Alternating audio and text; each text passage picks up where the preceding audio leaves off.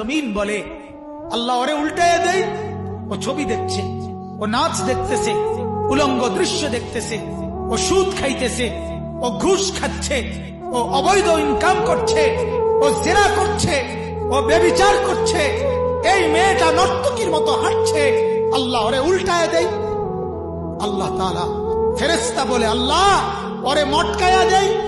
তো আল্লাহ তাআলা বলে জমিন তুমি বানাইছো? জমিন বলে না, আপনি বানাইছেন। আল্লাহ ফেরেশতাকে বলে ফেরেশতা তুমি বানাইছো?